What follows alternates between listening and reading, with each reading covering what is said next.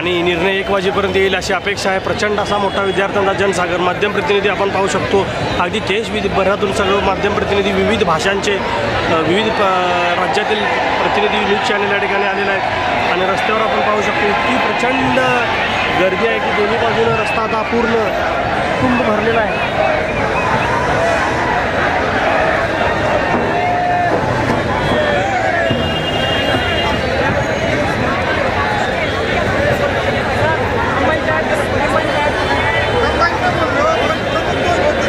तो रस्ता कसा जाम झाला आहे, बसला सुद्धा रस्ता मिळत नाही आहे।